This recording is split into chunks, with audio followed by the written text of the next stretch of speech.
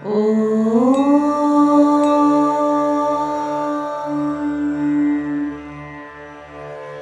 श्री महालक्ष्मी सहस्रनाम स्तोत्र महामन्त्रस्य श्री महाविष्णुर्भगवान् ऋषिः अनुष्टुप् छन्दः श्री महालक्ष्मीर्देवता श्रीं बीजं ह्रीं शक्तिः ह्रैं कीलकं मम सर्वपीडापरिहारार्थं सर्वदुःखदुरितदारिद्र्यविनाशार्थं सर्वाभीष्टसिद्ध्यर्थं च श्री महालक्ष्मी प्रसादसिद्ध्यर्थे जपे विनियोगः। ध्यानम् पद्मानने पद्मकरे सर्वलोकैकपूजिते सान्निध्यं कुरु मे चित्ते विष्णुवक्षस्थलस्थिते भगवद्दक्षिणे पार्श्वे श्रियं देवीम् अवस्थिताम् ईश्वरीं सर्वभूतानां जननीं सर्वदेहिनां चारुस्मितां चारुदतीं चारुनेत्राननभ्रुवम् सुकपोलां सुकर्णाग्रन्यस्तमौक्तिककुण्डलां सुकेशां चारुबिम्बोष्ठीं रत्नतुङ्गघनस्थलीम् अलकाग्रैरलीभैरलङ्कृतमुखाम्बुजां लसत्कनकसङ्काशां पीनसुन्दरकन्धरां निष्ककण्ठीं सनालम्बी मुक्ताहारविराजितां नीलकुन्दलमध्यस्थमाणिक्यमकुटोज्ज्वलां शुक्लमालाम्बरधरां तप्तहाटकवर्णीम् अनन्यसुलभैस्तैस्तैर्गुणैः सौम्यमुखैर्निजैः अनुरूपानवद्याङ्गी हरेर्नित्यानपायिनीम्। अथ स्तोत्रम् श्रीवासुदेव महिषी पुम्रधानेश्वरेश्वरी अचिन्त्यानन्दविभवा भावा भावविभागिनी अहं भावात्मिका पद्मा शान्तानन्दचिदात्मिका ब्रह्मभावं गता त्यक्तभेदा सर्वजगन्मयी शाङ्गुण्यपूर्णा त्रयन्तरूपात्मानपगामिनी एकयोग्या शून्यभावाकृतिस्तेजप्रभाविनी भाव्यभावकभावात्मभाव्या कामधुगात्मभूः भावा भावमयी दिव्या भेदभेदकभावनी जगत्कुटुम्बिनखिलाधारा कामविजृम्भिणी पञ्चकृत्यकरी पञ्चशक्तिमय्यात्मवल्लभा भावा भावानुगा सर्वसम्मतात्मोपगूहिनी अपृथक्चारिणी सौम्या सौम्यरूपव्यवस्थिता आद्यन्तरहिता देवी भवभाव्यस्वरूपिणी महाविभूतिः समतां गता ज्योतिर्गणेश्वरी सर्वकार्यकरी धर्मस्वभावात्मागतस्थिता आज्ञासमविभक्ताङ्गी ज्ञानानन्दक्रियामयी स्वातन्त्र्यरूपा देवोरस्थिता तद्धर्मधर्मिणी सर्वभूतेश्वरी सर्वभूतमातात्ममोहिनी सर्वाङ्गसुन्दरी सर्वव्यापिनी प्राप्तयोगिनी विमुक्तिदायिनी भक्तिगम्या संसारतारिणी धर्मार्थसाधिनी व्योमनिलया व्योमविग्रहा पञ्चव्योमपरिरक्ष व्याहृतिप्राप्य पूरिणी आनन्दरूपा सर्वाप्तिशालिनी शक्तिनायिका हिरण्यवर्णा हैरण्यप्राकारा हेममालिनी प्रस्फुरत्ता भद्रहोमा वेशिनी रजतस्रजा स्वाज्ञाकार्यमरा नित्यसुरभिर्व्योमचारिणी योगक्षेमहा सर्वसुलभेच्छा क्रियात्मिका करुणाग्रानतमुखी कमलाक्षी शशिप्रभा कल्याणदायिनी कल्याकलिकल्मषनाशिनी प्रज्ञापरिमितात्मानुरूपा सत्योपयाचिता मनोज्ञेया ज्ञानगम्या नित्यमुक्तात्मसेविनी कर्तृशक्ति सुगहना भोक्तृशक्तिर्गुणप्रिया ज्ञानशक्तिरनौपम्या निर्विकल्पा निरामया अकलङ्कामृताधारा महाशक्तिर्विकासिनी महामाया महानन्दा निस्सङ्कल्पा निरामया एकस्वरूपा त्रिविधा सङ्ख्यातीता निरञ्जना आत्मसत्ता नित्यशुचि परशक्ति सुखोचिता नित्यशान्ता निस्तरङ्गा निर्भिन्ना सर्वभेदिनी असङ्कीर्णा विधेयात्मा निषेव्या सर्वपालिनी निष्कामना सर्वरसा भेद्या सर्वार्थसाधिनी अनिर्देशा परिमिता निर्विकारा त्रिलक्षणा भयंकरी सिद्धिरूपा व्यक्ता सदसदाकृतिः अप्रतर्क्या प्रतिहता नियन्त्री यन्त्रवाहिनी हार्द्रमूर्तिर्महामूर्तिरव्यक्ता विश्वगोपिनी वर्धमाना नवद्याङ्गी निरवद्या त्रिवर्गदा अप्रमेया क्रिया सूक्ष्मा परनिर्वाणदायिनी अभिगीता तन्त्रसिद्धा योगसिद्धामरेश्वरी विश्वसूतिस्तर्पयन्ती नित्यतृप्ता महौषधी शब्दाभया शब्दसहा कृतज्ञा कृतलक्षणा त्रिवर्तिनी त्रिलोकस्था भूर्भुवस्वरयोनिजा अग्राह्याग्राहिकानन्ता भया सर्वातिशायिनी व्योमपद्मा कृतधुरा पूर्णकामा महेश्वरी सुवाचा वाचिका सत्यकथना सर्वपालिनी लक्ष्यमाणा लक्ष्ययन्ती जगज्येष्ठा शुभावहा जगत्प्रतिष्ठा भुवन भर्तृ गूढप्रभावती क्रिया योगात्मिका मूर्ति घृतब्जस्था महाक्रमा परमद्यौ प्रथमजा परमाप्ता जगन्निधिः आत्मानपायिनी तुल्यस्वरूपा समलक्षणा तुल्यवृत्ता समवया मोदमाना खगध्वजा प्रियचेष्टा तुल्यशीला वरदा कामरूपिणी समग्रलक्षणानन्ता तुल्यभूति सनातनी महर्षि सत्यसङ्कल्पा प्रभृजा परमेश्वरी जगन्माता सूत्रवती भूतधात्री यशस्विनी महाभिलाषा सावित्री प्रधाना सर्वभासिनी नानावपुर्बहुविधा सर्वज्ञा पुण्यकीर्तना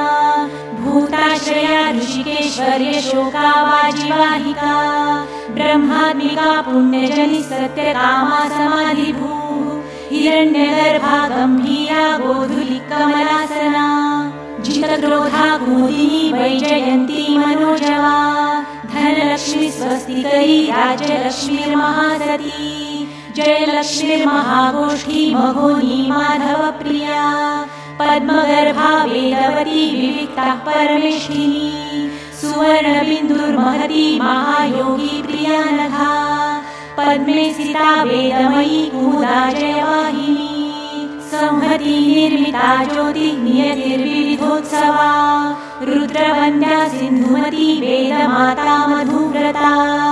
विश्वंभरा हैमवती समुद्रेच्छा विहारिणी अनुकूला यज्ञवती शतकोटिसुपेशला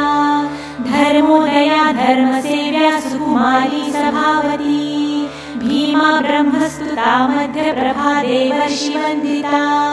देवभोग्या महाभागा प्रतिज्ञा पूर्णशेवधी सुवर्णरुचिरप्रख्या भोगिनी भोगदायिनी वसुप्रदोत्तमवधू गायत्री कमलोद्भवा विद्वत्प्रिया पद्मचिह्ना वरिष्ठा कमलेक्षणा पद्मप्रिया सुप्रसन्ना प्रमोदा प्रियपार्श्वगा विश्वभूषा कान्तिमती कृष्णा वीणारवोत्सुका रोचिश्वरी स्वप्रकाशा शोभमानविहङ्गमा देवाङ्गस्था परिणतिः कामवत्सा महामतिः इवलोत्पलनाभाधीशमयी वरवर्णिनी स्वनिष्ठा पद्मनिलया सद्गतिः पद्मगन्धिनी पद्मवर्णा कामयोनिः चण्डिका चारुगोपना प्रतिस्नुषा पद्मधरा पूजा त्रैलोक्यमोहिनी नित्यकन्या बिन्दुमालिन्यक्षया सर्वमातृका गन्धात्मिका सुरसिका दीप्तमूर्तिः सुमध्यमा पृथुश्रोणी सौम्यमुखी सुभगाविष्टरश्रुतिः स्मितानना चारुलती निम्ननाभिर्महास्तनी स्निग्धवेणी भगवती सुकान्ता वामलोचना पल्लवाङ्घ्रि पद्ममनः पद्मबोधा महाप्सराः विद्वत्प्रिया चारुहासा शुभदृष्टिः ककुद्मिनी कम्बुग्रीवा सुजघना रक्तपाणिर्मनोरमा पद्मिनी मन्दगमना चतुर्दंष्ट्रा चतुर्भुजा शुभरेखा विलासभृशुकवाणी कलावती ऋजुनासा कलरवा वरारोहा तलोदरी सन्ध्याबिम्बाधरा पूर्वभाषिणी स्त्री समाभया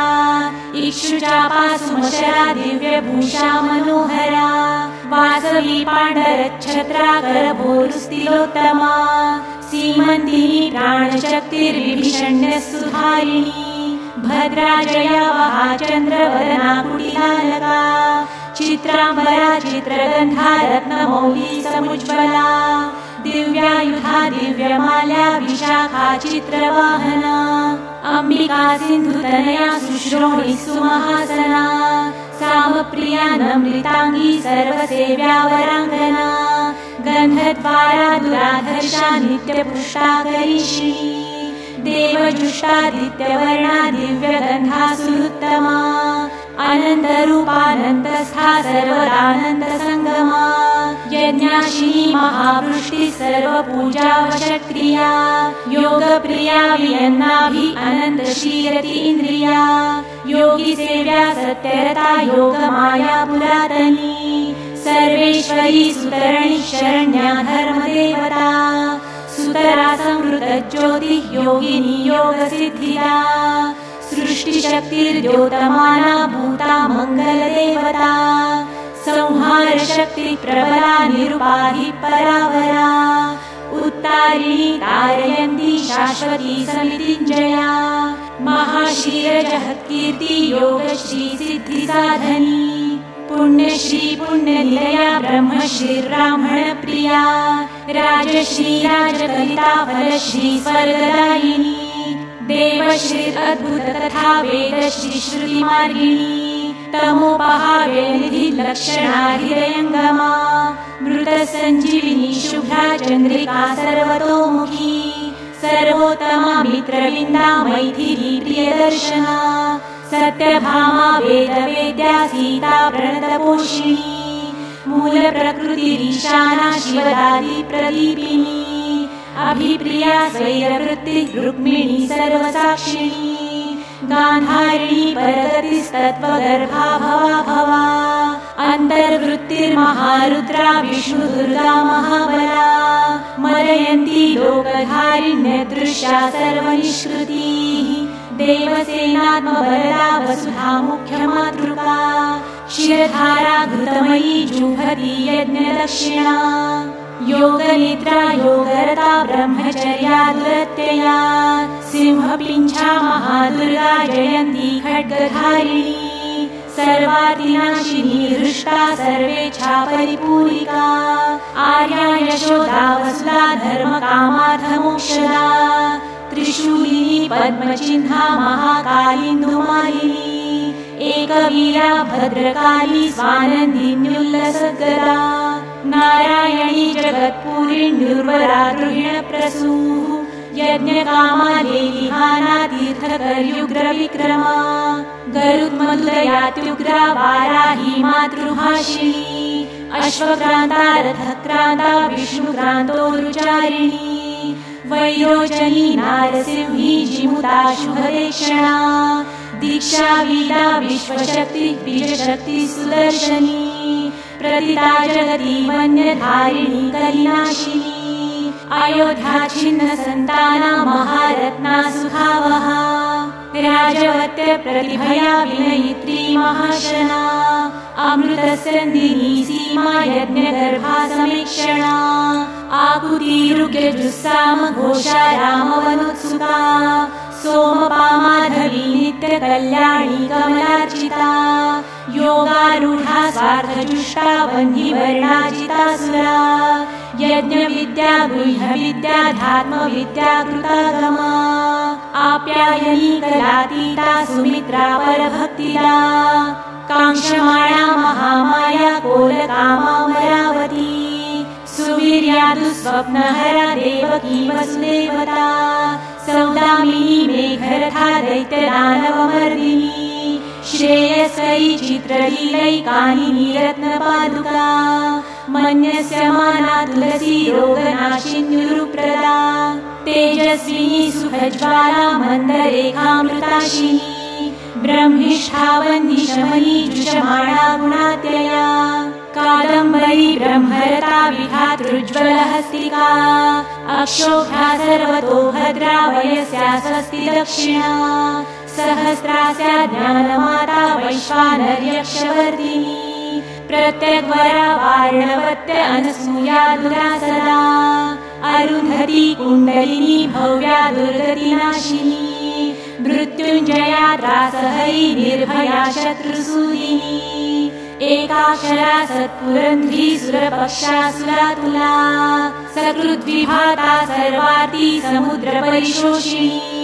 बिल्वप्रिया वनीचक्रहृदया कम्बुतीर्थदा सर्वमन्त्रात्मिका विद्युत् सुवर्णा सर्वरञ्जिनी ध्वजछत्राश्रया भूतिर्वैष्णवी सद्गुणोज्ज्वला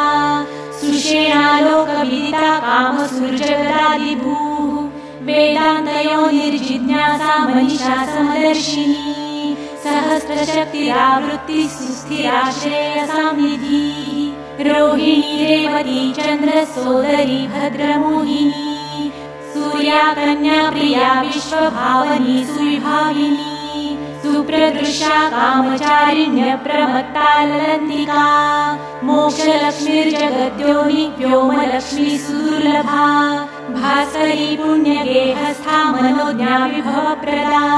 लोकस्वामिन् अच्युतार्था पुष्कला जगदाकृतिः विचित्रहारिणी कान्तावाहिनी भूतवासिनी प्राणिनी प्राणदा विश्वा विश्वब्रह्माण्डवासिनी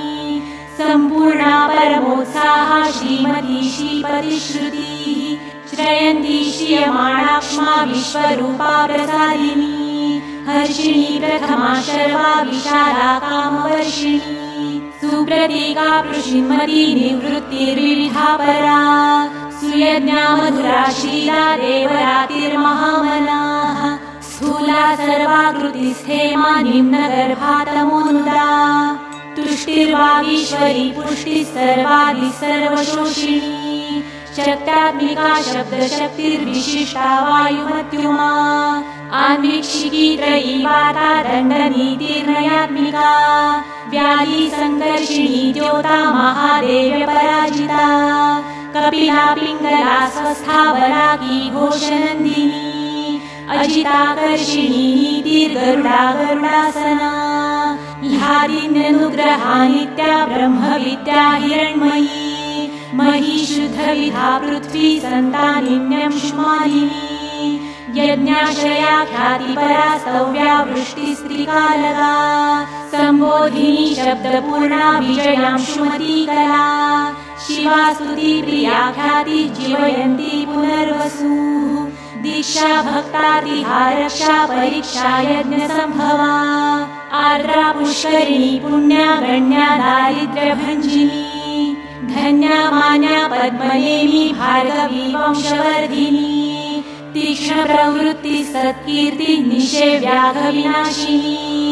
संज्ञा निःसंशया पूर्वा वनमाला वसुन्धरा पृथुर्महोत्कटाहल्या मण्डलाश्रितमानदा सर्वानित्योदितोदारा जृम्भमाणा महोदया चन्द्रकान्तोदिता चन्द्रा चतुरश्रा मनोजवा